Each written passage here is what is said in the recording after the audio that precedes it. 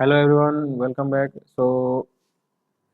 आज हम वापस से वेक्टर का टॉपिक जो है उसको स्टार्ट करने जा रहे हैं।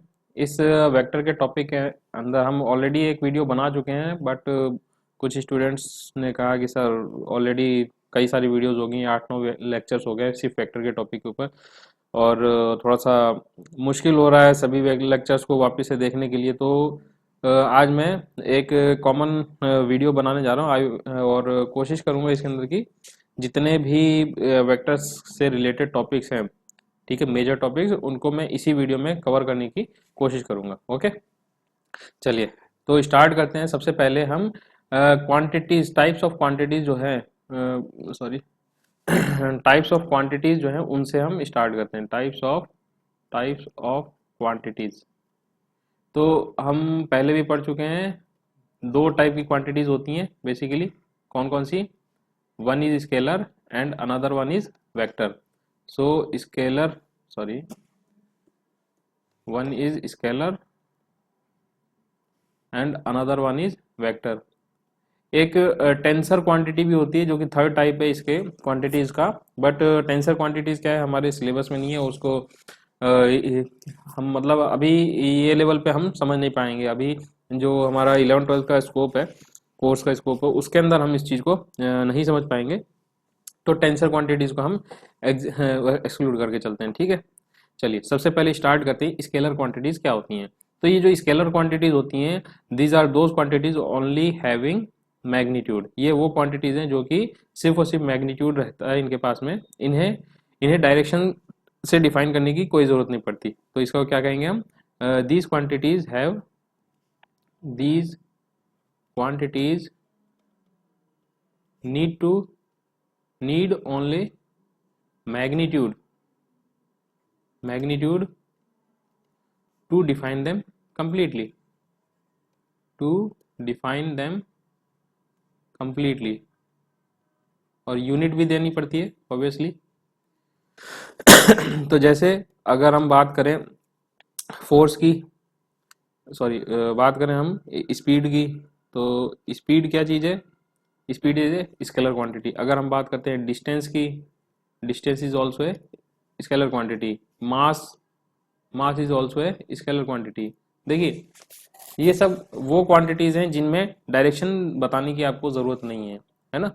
आप ये नहीं कहते कि 10 kg का मास जो है ये हॉरिजॉन्टल से 30 डिग्री के एंगल पर रखा हुआ है।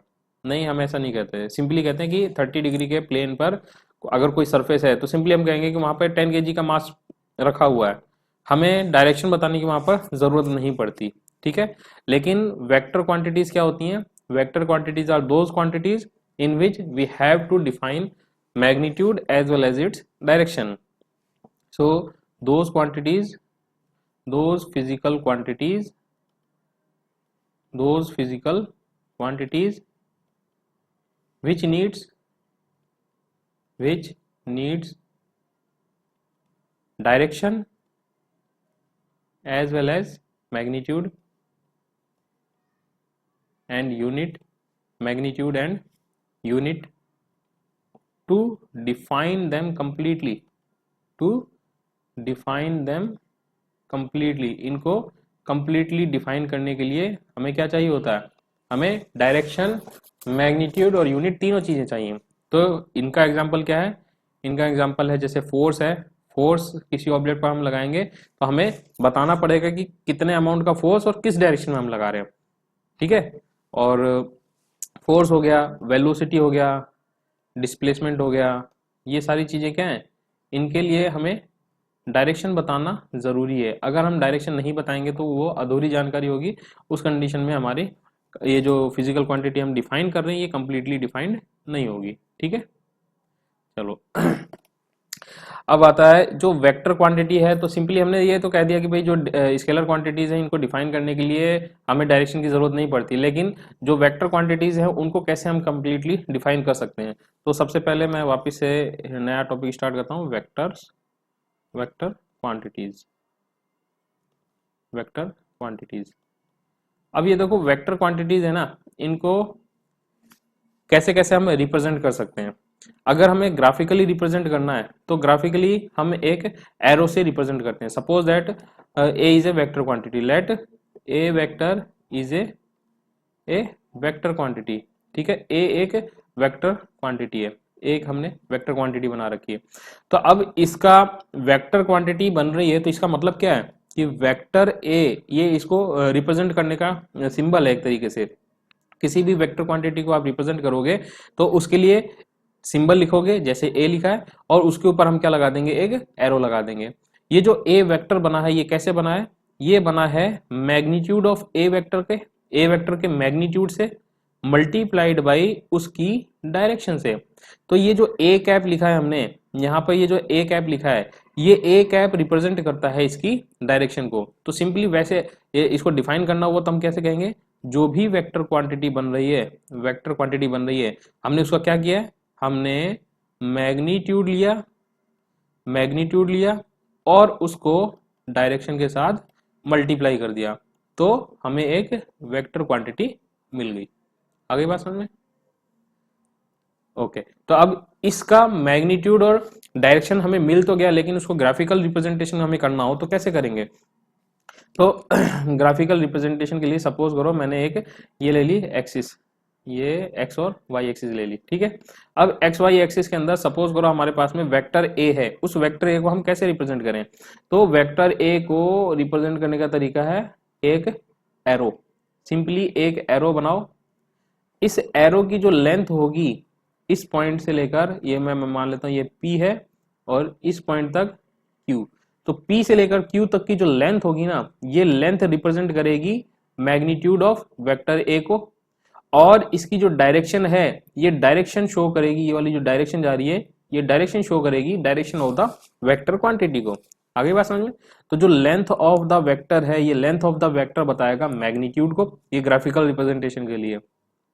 तो लेंथ ऑफ द वेक्टर जो है ये रिप्रेजेंट करेगा मैग्नीट्यूड ऑफ द वेक्टर को, और उसकी जो डायरेक्शन है, अब यहाँ पे इसकी डायरेक्शन को अगर हम फाइंड आउट करें तो हम ये कह सकते हैं कि ये हॉरिजॉन्टल यानी कि एक्स एक्सिस के साथ में थीटा एंगल पर इंक्लाइंड है, या फिर दूसरे वर्ड्स में हम ये भी कह सकते हैं कि इसकी जो डायरेक्शन है ये ए कैप के अलोंग है।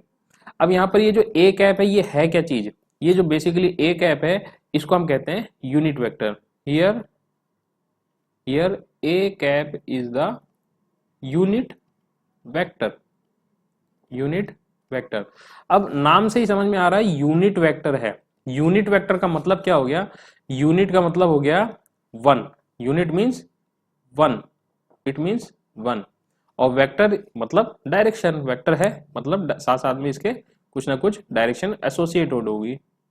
मैग्नीट्यूड, मैग्नीट्यूड तो यहाँ पे आ गया वन, और वेक्टर क्वांटिटी है तो इसके साथ साथ कुछ डायरेक्शन होगी।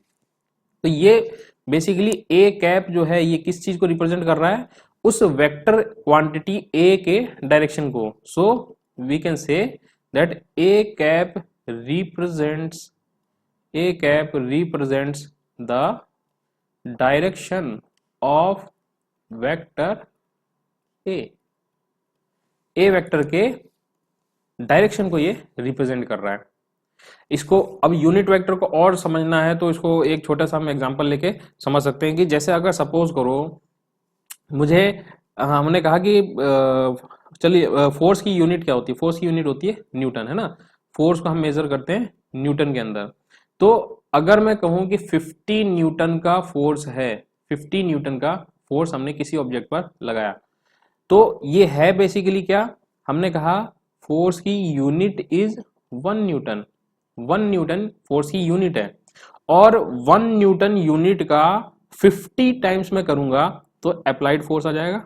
जैसे सपोज करो हमने क्या किया, एक ऑब्जेक्ट के ऊपर, ये रहा ऑब्जेक्ट, इस ऑब्जेक्ट के ऊपर हमने फोर्स कितना लगाया? हमने लगाया सर 50 न्यूटन का फोर्स लगाया। कितने न्यूटन का? 50 न्यूटन का फोर्स लगाया। तो ये 50 न्यूटन का मतलब क्या हुआ? हम कह रहे हैं ये 50 multiplied by 1 Newton, 50 multiplied by 1 Newton.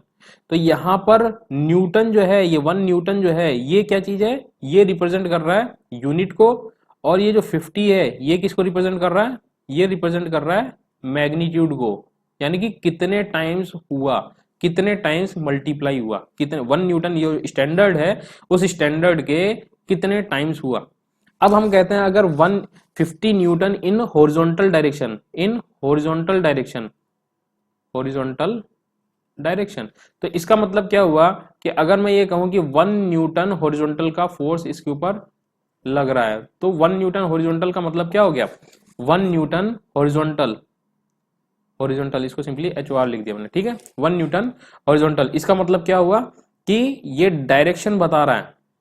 अब 1 न्यूटन हॉरिजॉन्टल ये यूनिट बन गया, एक यूनिट बन गया मैग्नीट्यूड, फोर्स के मैग्नीट्यूड के लिए। अब इसको हम इसके मल्टीपल से मल्टीप्लाई करते रहेंगे, हमें अलग अलग मैग्नीट्यूड ऑफ द फोर्स मिलता रहेगा। 50 न्यूटन कह रहे हैं तो 50 into multiplied by Newton in horizontal direction, तो ये क्या बताएगा, ये सिंपली बताएगा यूनिट वेक्टर को।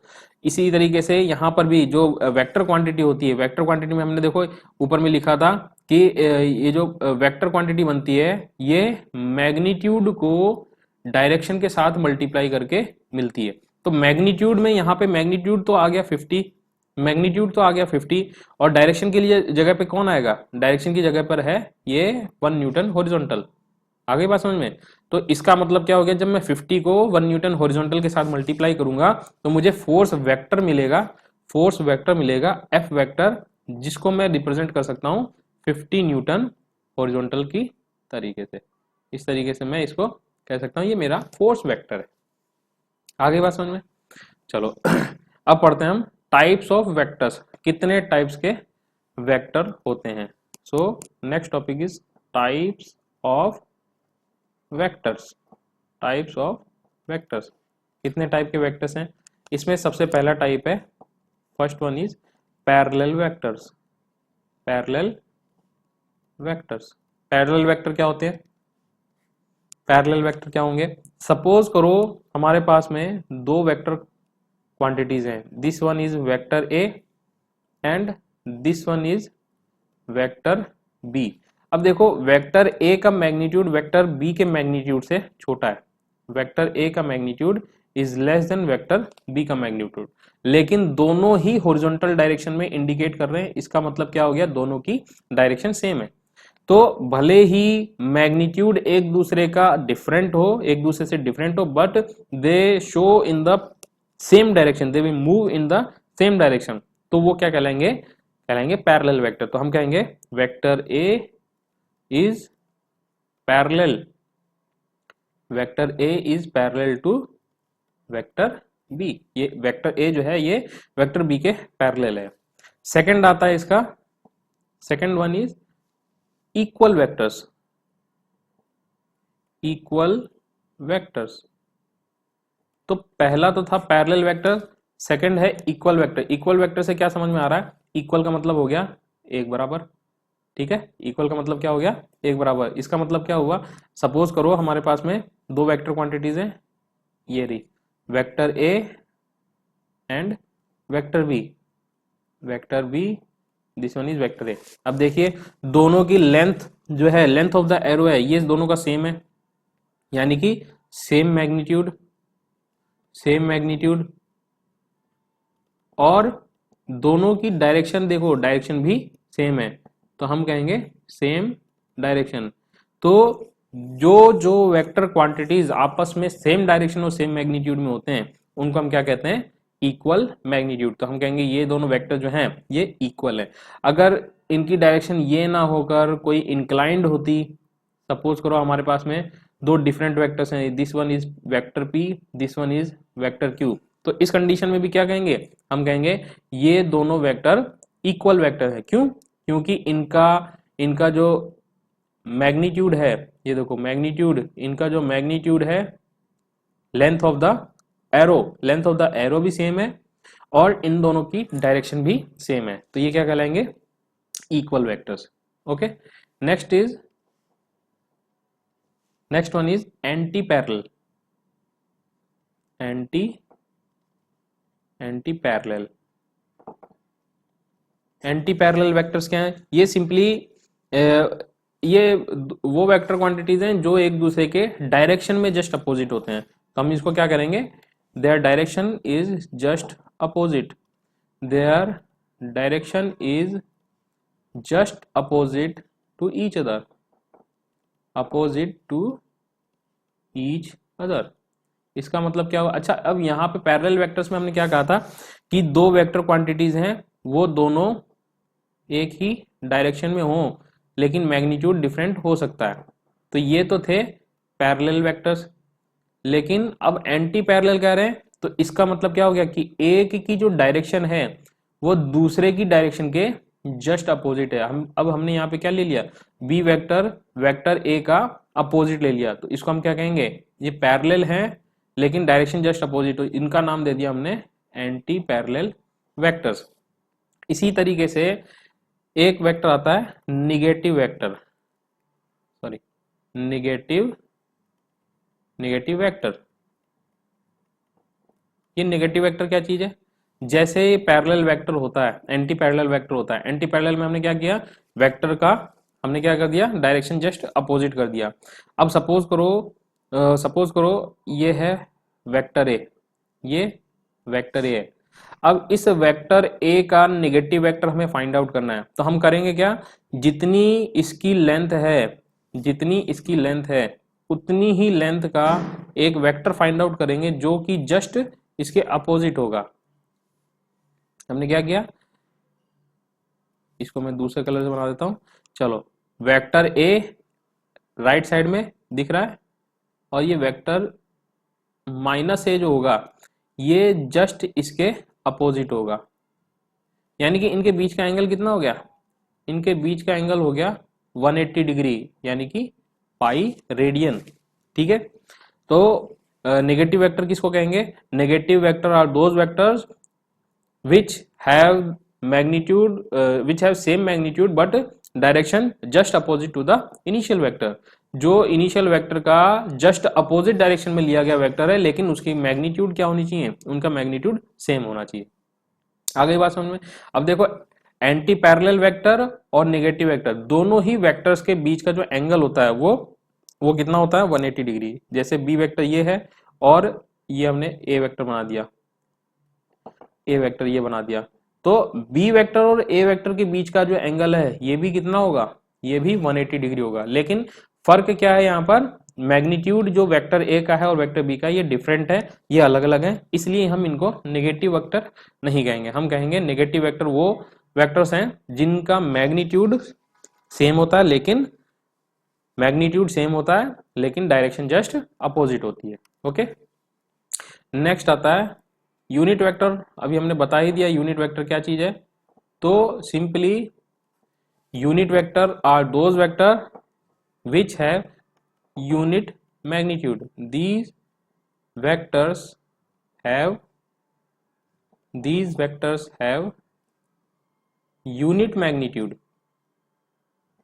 इनका मैग्नीट्यूड 1 होता है, कभी भी आप कैलकुलेट करेंगे इनका मैग्नीट्यूड 1 होता है। The unit vector of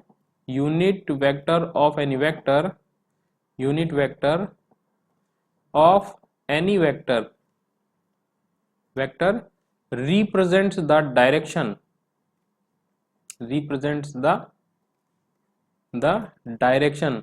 of that vector। उस वेक्टर का क्या रिप्रेजेंट करता है, ये डायरेक्शन रिप्रेजेंट करता है। आगे बात समझ में। जो यूनिट वेक्टर होता है इसका पहली बात मैग्नीट्यूड तो 1 होता है और दूसरी बात क्या कहा कि ये डायरेक्शन को रिप्रेजेंट करता है, represents the direction of that vector. ठीक है, अब सपोज करो वापस हम वेक्टर ए ले लेते हैं। Suppose that vector A, let a vector is A vector एक वेक्टर है, इसका यूनिट वेक्टर क्या होगा, यूनिट वेक्टर को हम रिप्रेजेंट करेंगे ए कैप के साथ में। इस टाइप से कैप बना देते हैं, उसको बोलते हैं ए कैप। ठीक है, तो A cap, B cap, N cap, J cap, K cap, ये सारे क्या हैं, ये सारे यूनिट वेक्टर्स हैं। इनको रिप्रेजेंट कैसे करना है, इनको फाइंड आउट कैसे करना है, ये जो वेक्टर ए होता है इस वेक्टर ए को डिवाइड कर देंगे हम किससे, ए के मैग्नीट्यूड से। ए के मैग्नीट्यूड से जब हम इसको डिवाइड कर देंगे तो हमें क्या मिलेगा, यूनिट वेक्टर मिलेगा। आगे बात समझ में। अब कुछ खास बातें, सपोज करो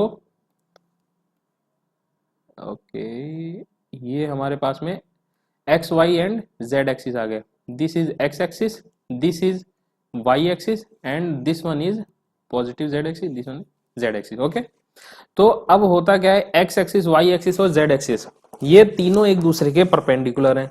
अब है परपेंडिकुलर है लेकिन दिखा तो कोई डायरेक्शन है ना, कोई ना कोई तो डायरेक्शन दिखाते हैं ये भी। तो एक्स एक्सिस के अलोंग कोई वेक्टर होगा, यूनिट वेक्टर अगर कोई होगा, उसको हम रिप्रेजेंट करते हैं आई कैप से, यानी कि ये दिखाता है कि एक्स एक्सिस की डायरेक्शन कौन सी है। इसी तरीके से वाई एक्सिस के अलोंग जो वेक्टर होगा, यूनिट वेक्टर, इसको हम रिप्रेजेंट करेंगे जेड कैप, जे कैप से, सॉरी। और जेड एक्सिस के जो अलोंग वेक्टर होगा उसको हम रिप्रेजेंट करते हैं के कैप से। क्लियर है? तो x को, x की डायरेक्शन में i वेक्टर है, तो माइनस एक्स की डायरेक्शन में क्या हो जाएगा, माइनस आई। माइनस वाई की डायरेक्शन में क्या हो जाएगा, नेगेटिव जे। और माइनस जेड की डायरेक्शन में क्या हो जाएगा, ये हो जाएगा माइनस के कैप या नेगेटिव के कैप। आ गई बात समझ में? तो इस तरीके से ये अब इनके लिए यूनिवर्सल चीज है। यूनिवर्सल का मतलब क्या हो गया, हमेशा एक्स डायरेक्शन में हम आई कैप ही लेंगे, वाई डायरेक्शन में हम जे कैप ही लेंगे, जेड डायरेक्शन में हम के कैप ही यूज करेंगे। क्लियर है? चलिए ठीक है, अब ये तो आ गया। नेक्स्ट आता है कि अगर हमें कोई कोऑर्डिनेट सिस्टम में कोऑर्डिनेट्स दिए हों किसी पॉइंट के, तो उस कंडीशन में हम उसको वेक्टर क्वांटिटी में कैसे कन्वर्ट करेंगे। हाउ टू कन्वर्ट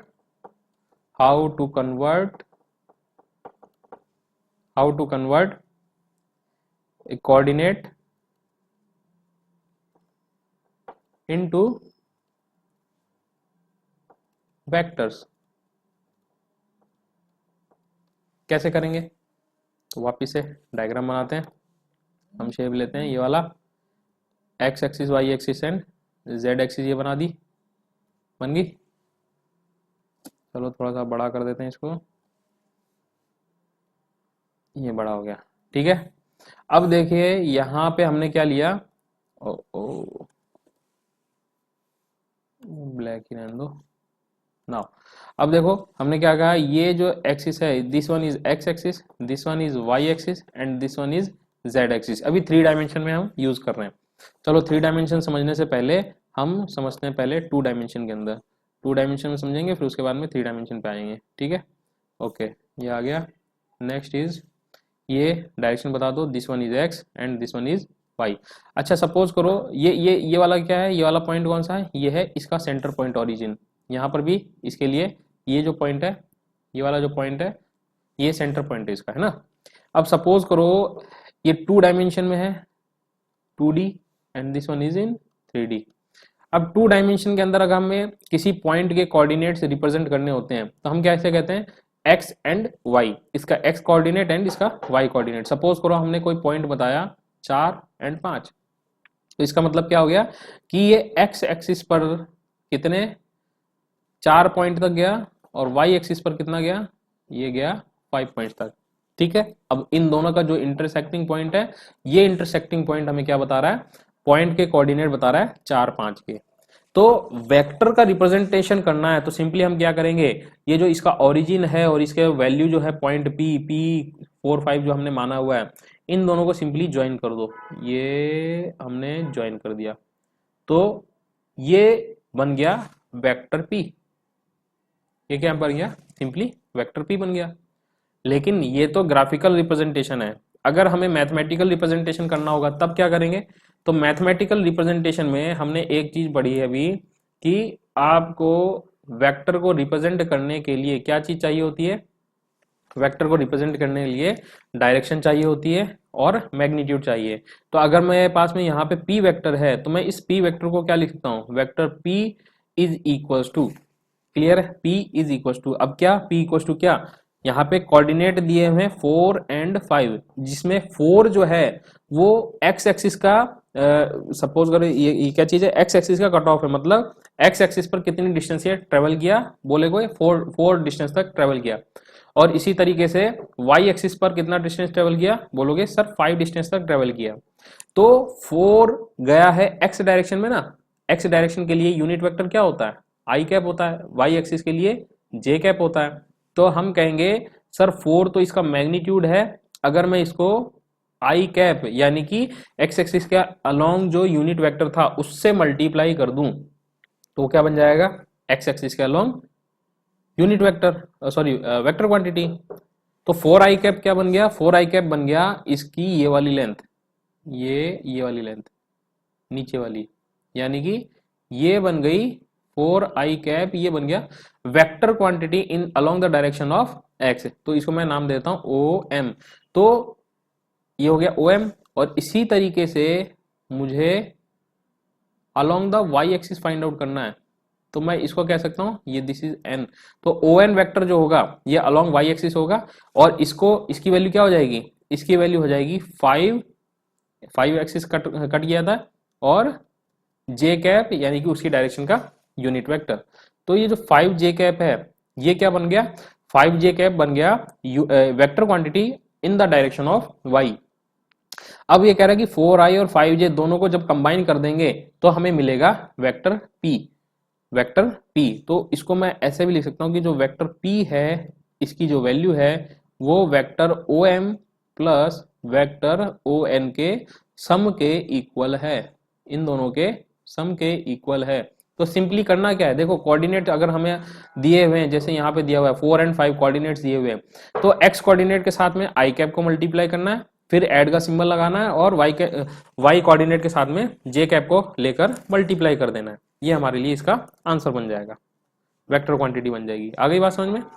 अब इसी चीज को रिप्रेजेंट करते हैं 3 डायमेंशन के अंदर। चलिए 3 डायमेंशन में सपोज करो हमारे पास में यहाँ पर एक पॉइंट है P, इस P पॉइंट के कोऑर्डिनेट्स हैं सपोज करो 4, 6 एंड 7। ठीक है, 4, 6, 7 मैंने क्या मान लिया, इसके 3 डायमेंशन कोऑर्डिनेट्स हैं। अब वापस से सेम काम करेंगे, एक्स एक्सिस के अलोंग तो डायरेक्शन यूनिट वेक्टर आई कैप होती है, वाई डायरेक्शन के अलोंग जे कैप होती है, और जेड डायरेक्शन के अलोंग के कैप होती है। तो 3 डायमेंशन के अंदर अगर हमें वेक्टर क्वांटिटी को रिप्रेजेंट करना होगा तो हम लिखेंगे sir P vector is equal to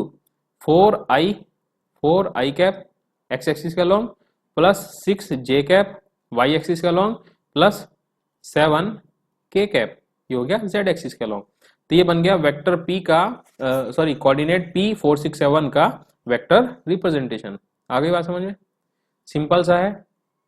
represent अगर हमको करना है तो कैसे करेंगे, सिंपली इसके जो रिलेटेड यूनिट वेक्टर्स हैं उनको मल्टीप्लाई कर देना है।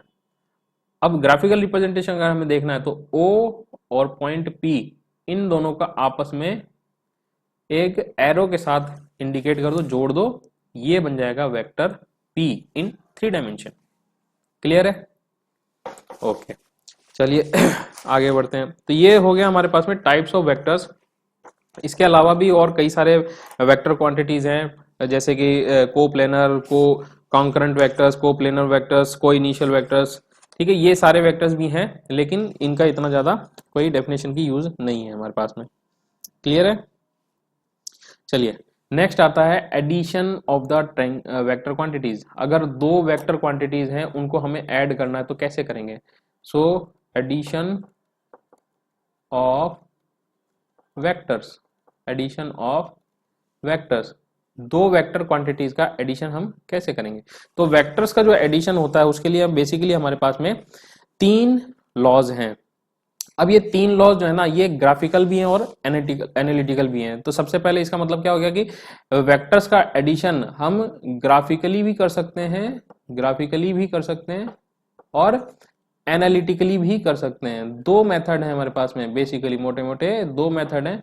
ग्राफिकली भी आप इसको सॉल्व कर सकते हो और एनालिटिकली भी सॉल्व कर सकते हो। ठीक है, अब सबसे पहले चलो ग्राफिकली हम स्टार्ट करते हैं कि ग्राफिकली अगर हमें सॉल्व करना होगा तो कैसे करेंगे। तो ग्राफिकली सॉल्व करो चाहे एनालिटिकली सॉल्व करो, इन दोनों ही चीजों के लिए हमारे पास में 3 टाइप के लॉज हैं। कितने टाइप के, 3 टाइप के लॉज हैं। तो हम यूज करते हैं laws of vector addition, laws of vector addition. कितने लॉज हैं हमारे पास में, 3 लॉज हैं सर जी। कौन कौन से लॉज हैं। फर्स्ट लॉ है triangle law, triangle law of vector addition. ठीक है, triangle law of vector addition. Second law कहलाता है पैरेललोग्राम लॉ, पैरेललोग्राम लॉ। और थर्ड वन है polygon law, polygon law. Okay, third one is polygon law. इनमें से ये जो ट्रायंगल लॉ है और पॉलीगन पैरेललोग्राम लॉ है, ये बेसिकली दो वेक्टर्स के वेक्टर एडिशन के लिए यूज होते हैं, फॉर टू वेक्टर्स, ठीक है। और जो पॉलीगन लॉ है ये दो से ज्यादा वेक्टर्स के लिए हम यूज कर सकते हैं। तो चलो वन बाय वन देखते हैं। सबसे पहले स्टार्ट करते हैं हम ट्रायंगल लॉ से। What is triangle law? Triangle law of vector addition. ये वेक्टर एडिशन के जो लॉज हैं इनको थोड़ा अच्छे से समझ लेना, क्योंकि यही हमारे लिए बेस का काम करेंगे।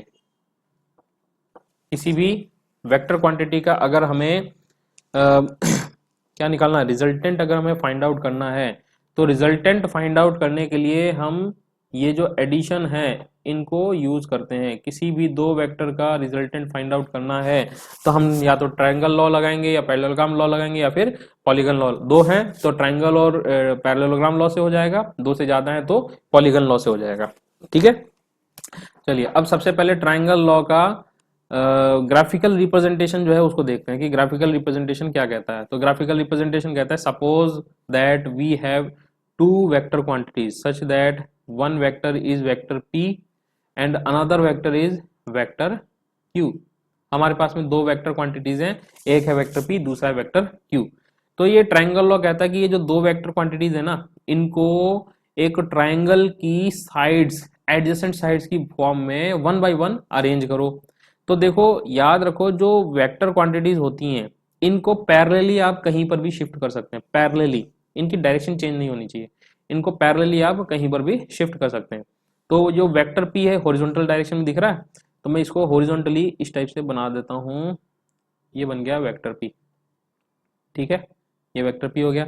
दूसरा कह रहा है जो वेक्टर q है इसको एक इस टाइप से रिप्रेजेंट करो कि ये एक ट्रायंगल बनता हुआ जाए। तो देखो अगर मैं इसको p का जो ये दूसरा एरो का हेड है, एरो हेड से अगर मैं इस टाइप से यूं मैंने इसको बनाया तो ये वेक्टर q को रिप्रेजेंट कर रहा है, साथ ही साथ में देख रहा है कि भाई ये ट्रायंगल की एक साइड को रिप्रेजेंट कर रहा है ना।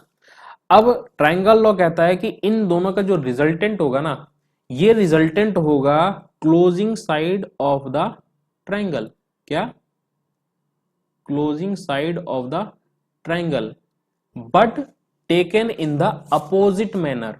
Opposite manner, taken in the opposite manner मतलब वेक्टर p और वेक्टर q एक तरीके से इस डायरेक्शन में चल रहे थे, लेकिन ये जो रिजल्टेंट वेक्टर r है ये हमने देखो जस्ट इसके अपोजिट डायरेक्शन में घुमाते हुए, यहां से घुमाते हुए यहां पर लाकर बंद कर दिया, है ना। तो ये क्या है, ये जस्ट इसके अपोजिट हुआ कि नहीं हुआ। तो हम कह रहे हैं ट्रायंगल लॉ क्या कहता है, ट्रायंगल लॉ कहता है if we arrange two vectors, if we arrange two vectors along the sides of a triangle, along the sides of a triangle in a head to tail manner, in a head to tail manner, एक का sir दूसरे की पूंछ दोनों को मिला देना है, ठीक है, in a head to tail manner, then the resultant of these vectors will be क्या होगा, the closing side will be the closing side of the triangle, closing side of triangle, closing side of the triangle taken in the opposite manner, taken in the opposite manner। ध्यान रखना उसी direction में नहीं घुमा देना है, हमें opposite direction में लेना है, अपोजिट मैनर में। p से p वेक्टर q वेक्टर अगर क्लॉकवाइज जा रहे हैं तो r रिजल्टेंट जो है एंटी क्लॉक डायरेक्शन में बंद करना है, और अगर p q एंटी क्लॉक जा रहे हैं तो r वेक्टर को हमें क्लॉकवाइज डायरेक्शन में बंद करना है। क्लियर है। चलिए ये तो हो गया हमारा ग्राफिकल मेथड। ये जो हमने बनाया है ये है इसका ग्राफिकल मेथड। तो सिंपली वेक्टर p और वेक्टर q को ग्राफ के अंदर रिप्रेजेंट करो और एक ट्राइंगल की फॉर्म में उसको रिप्रेजेंट करते हुए हम एडजेसेंट साइड्स की फॉर्म में बना देंगे। तो जो क्लोजिंग साइड होगी taken in the opposite manner में ली गई जो क्लोजिंग साइड होगी वही उसकी रिजल्टेंट वेक्टर को, इन दोनों के रिजल्टेंट वेक्टर को रिप्रेजेंट करेगी। अब इसका एनालिटिकल मेथड क्या कहता है? एनालिटिकल मेथड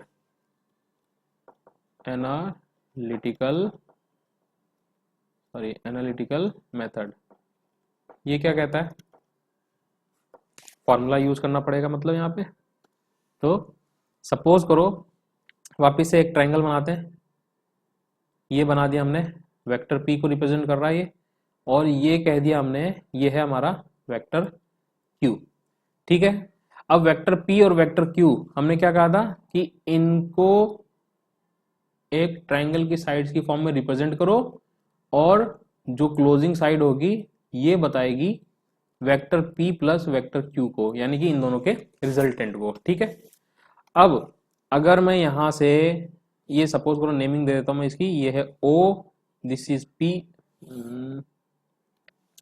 तो p नहीं लेते कुछ और ले लेते हैं, this is a, this is b, O A B हमारे पास में एक ट्राइंगल बन गया। अब ओ ए बी ट्राइंगल के अंदर अगर मैं साइड जो ओ ए है, ओ ए से ओ ए के ऊपर b पॉइंट से अगर मैं एक परपेंडिकुलर ड्रॉ करता हूं इस टाइप से, ये परपेंडिकुलर ड्रॉ हो गया। अगर मैं एक परपेंडिकुलर ड्रॉ करता हूं तो सपोज करो मैंने ये बी एम, हमने एक ये वाला परपेंडिकुलर ड्रॉ किया। अब अगर मैं ये कहूं कि ये जो q वेक्टर है वेक्टर p के साथ में थीटा डिग्री के एंगल पर है, कितने डिग्री पे? थीटा एंगल पर है। वेक्टर q जो है वेक्टर p से थीटा एंगल पर है। तो उस कंडीशन में ये जो bm है और am है ये क्या बन जाएगा? इन ट्राइंगल, सॉरी,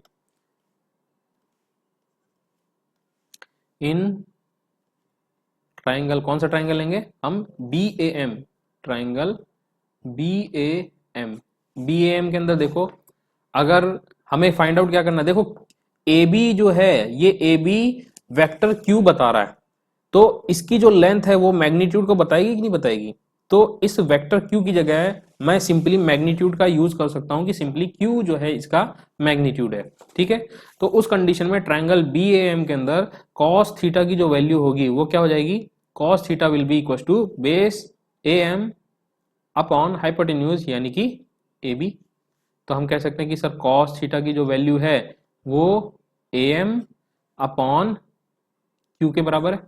यहाँ पे Q क्या है? मैग्नीट्यूड है वेक्टर Q का। तो इसको मैं ऐसे लिख सकता हूँ कि सर AM की जो वैल्यू है ना वो Q cos थीटा के बराबर है। इसको दे दिया इक्वेशन फर्स्ट। इसी तरीके से अगर साइन थीटा की वैल्यू फाइंड आउट करनी है मुझे तो मैं क्या कहूँगा? Sine theta is equal to BM upon AB और सिंपली BM अपॉन Q का मैग्नीट्यूड। तो यहां से BM की वैल्यू क्या हो जाएगी?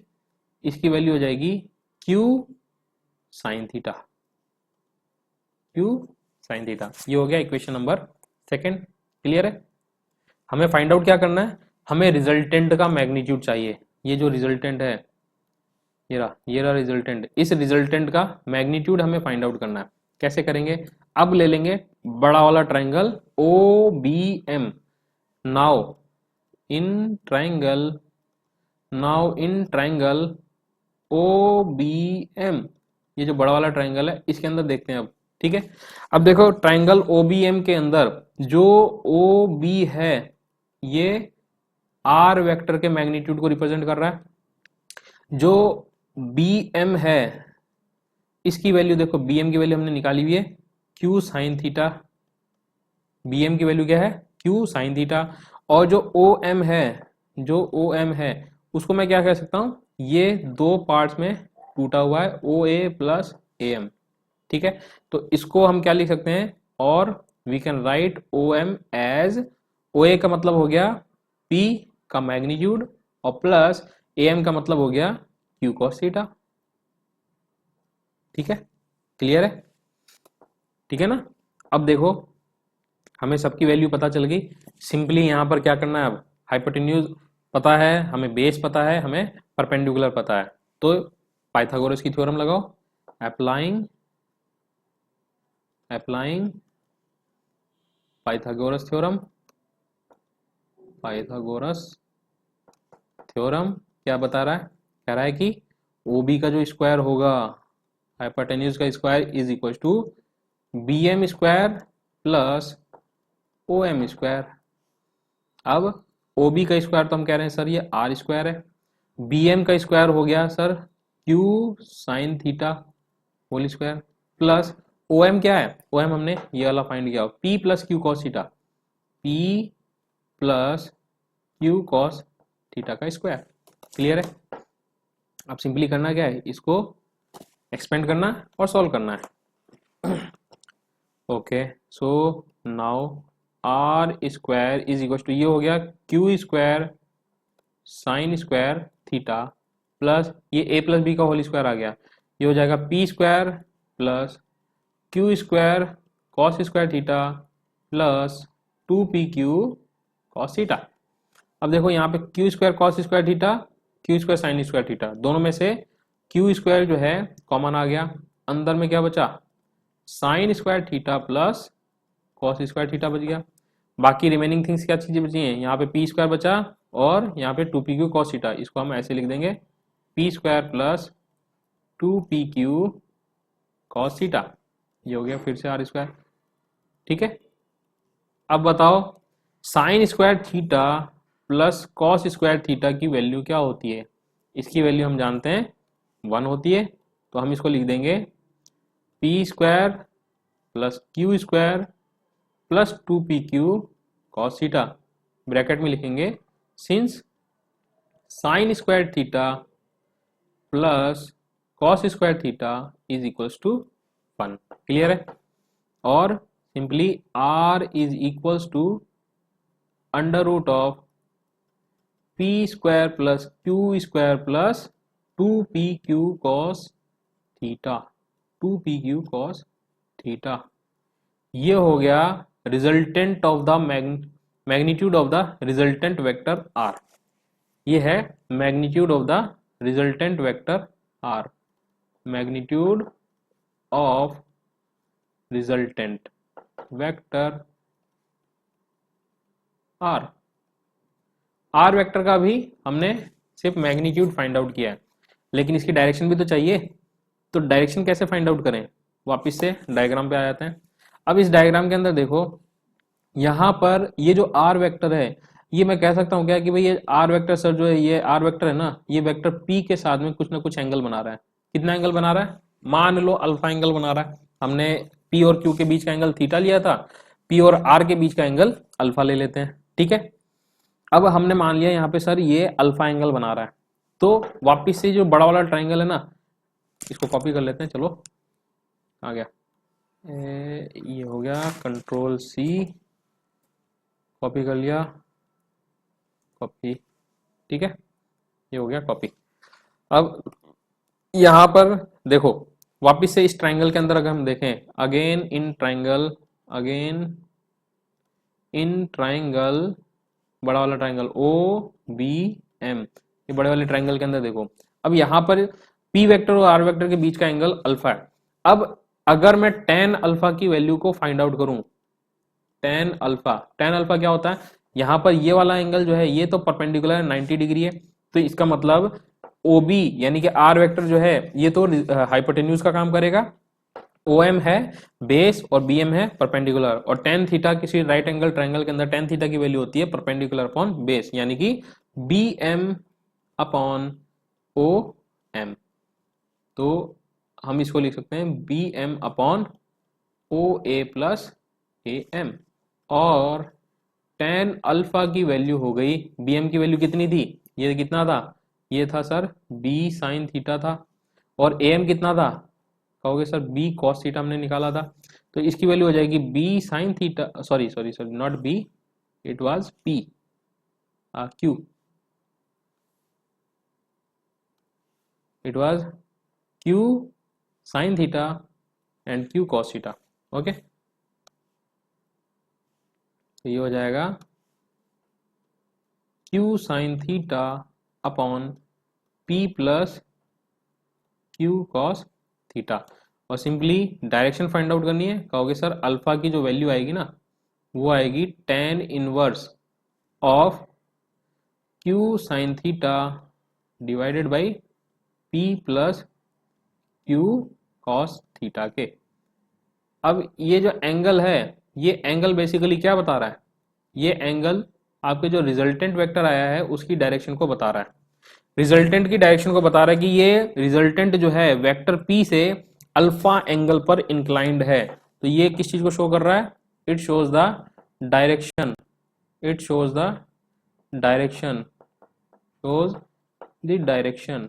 आ गई बात समझ में, ये डायरेक्शन को शो करता है। क्लियर है। चलिए तो हमने यहाँ पर क्या क्या देखा, अभी ट्रायंगल लॉ को देख लिया कि ट्रायंगल लॉ कहता क्या है और उसका एनालिटिकल और ग्राफिकल मेथड क्या क्या कहता है।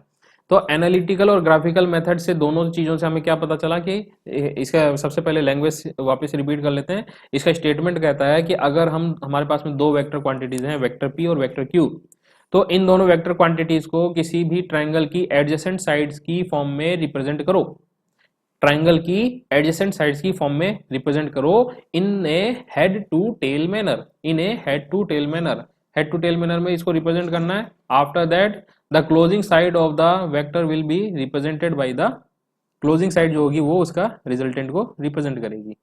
चलिए इसको यहीं पर ब्रेक करता है, नेक्स्ट क्लास में इसके आगे की चीजें देखते हैं। Thank you.